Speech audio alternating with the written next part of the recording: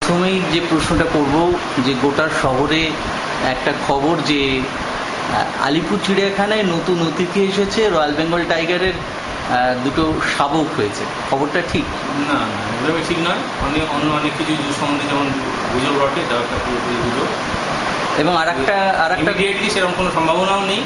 সেটা ইমিডিয়েটলি মানে আমি অদূর ভবিষ্যৎ বলতে আমি 1 বছর 1.5 বছরের কথা বলছি। কেননা আমাদের এখনো পর্যন্ত যেটা আছে সেটা প্ল্যান রয়েছে, যেটা যে এখানে এবার ব্রিডিং শুরু করা হবে, এবং সেটার জন্য প্রাথমিকভাবে আমাদের মেল এবং ফিমেল টাইগার চয়েস করে নিয়ে সেই হিসেবে তাদের প্রাথমিক যে ব্যবস্থা পরস্পরের পরিচয় করা বা এ করানোর জন্য কয়েক মাস লাগে, তারপর আস্তে আস্তে ওদেরকে ব্রিডিং বা মিটিংয়ের জন্য তৈরি করা, তাতে সময় লাগে। সুতরাং এটা এখনই আমরা গাছে না উঠতেই এক নাদি হয়ে গেছে, মানে এখনো পর্যন্ত সেই স্তরেই পৌঁছেনি যেখানে এই আলোচনাগুলো করা যায়। বাচ্চা অত দূরে। আচ্ছা, আর একটা খবর হয়েছে যে জিরাফ নাকি বেরিয়ে গেছে। হ্যাঁ, জিরাফ নয়, ওটাও এখানের মধ্যেই অতিরঞ্জন আর কি। একটা জেব্রা সকালবেলায় একটু এনক্লোজার থেকে বাইরে ছিল, এবং মোটামুটি তাকে 9:45 ভিতরেই, 9টার একটু আগেই ওটাকে কিন্তু আমাদের কন্ট্রোলে অন্য একটা এনক্লোজারে ওটাকে আটকে কনফাইন করা হয়, এবং পরে ওকে নাইট সেন্টারে সেভাবে রাখা হয়েছে, তাকে আলাদা করেই রাখা হয়েছে। ও এমনিতে ওর একটা চলছিল, মাইনর ট্রিটমেন্ট চলছিল ইঞ্জুরির জন্য। ছোটো ইঞ্জুরি ছিল একটা, ওদের কামড়াকামড়ি করে নিজেদের ভেতরেই করে। আচ্ছা, সেখান থেকে একটা ছোটো ইঞ্জুরি ছিল, সেটাই ট্রিটমেন্ট হচ্ছিল।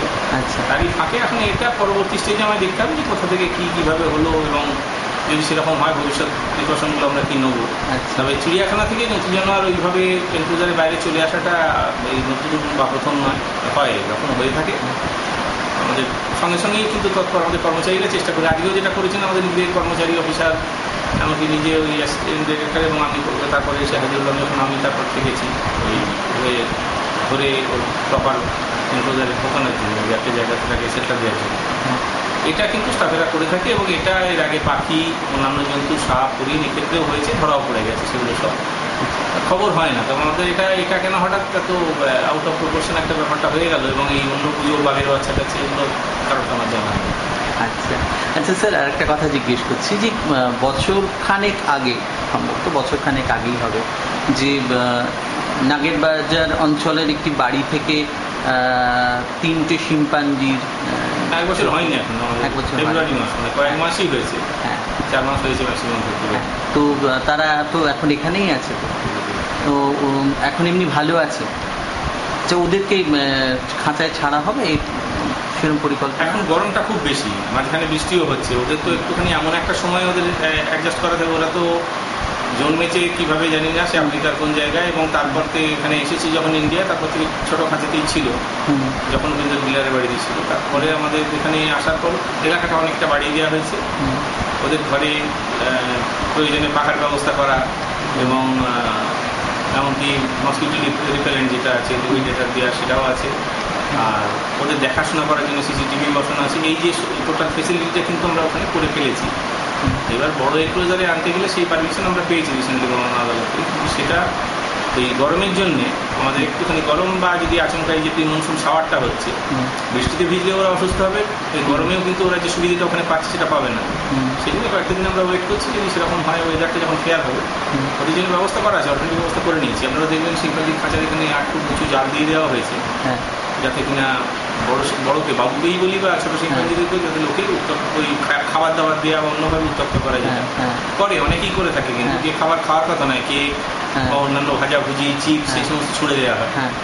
এটা বারবার আমরা চেষ্টা করেছি বারণ করা বা অন্য কোনোভাবে এ করা সত্ত্বেও, কিন্তু সবার কাছ থেকে সেটা, এটা তো 100% মানুষ যে সব সিভিক সেন্স থাকবে, এটা তো এখন আশা করি না আমরা। সেই জন্য ওদেরকে প্রোটেকশনের ব্যবস্থা আমরা নিয়ে নিয়েছি। বাবুর তাহলে একটা সঙ্গী, মানে এরা এলে সঙ্গী? না না, সেভাবে হবে না, হয়তো ওদের দেখাশোনাটা ওই জালের ভেতর দিয়ে হবে। একসঙ্গে ওদেরকে ছাড়লে বাবু ওদেরকে মেরেও ফেলতে হবে। আচ্ছা, অ্যানিমাল বিহেভিয়ার সম্বন্ধে অত সহজে প্রেডিক্ট করা যায় না যে বাচ্চাগুলো এলো বলেই সে খুব খুশি হয়ে দাদু নাতির সম্পর্ক কাটিয়ে ফেলবে, এমনটা নয়।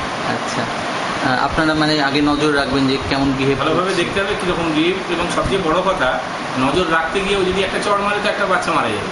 সেক্ষেত্রে ওই এক্সপেরিমেন্ট করা মানে তো একটা বাচ্চাকে স্যাক্রিফাইস করার জন্য টেস্ট করতে যাবে। একদমই তাই। যতদিন এই বাচ্চাগুলো সহ্য করার মতো বড় না হচ্ছে ততদিন পর্যন্ত এটা হবে না, কিন্তু ওরা পাশাপাশি থাকলে দেখাশোনা জালের ভেতর দিয়ে দেখতে পাবে পরস্পর, আচ্ছা ওদের ভাষায় কমিউনিকেট করতে চাইলে করতে পারে, আচ্ছা সেই হিসেবে সঙ্গী বলতে পারেন। কিন্তু দিনের বেলায় দর্শকদের আমোদ দেওয়ার জন্য ওইভাবে সঙ্গীত ওইভাবে করবেন। আচ্ছা। সব দর্শককে খুশি করতে গেলে তাহলে তো সবসময় পটেটো চিপস দিয়ে ওদেরকে খুশি রাখতে হবে। বাবু থ্যাংক ইউ।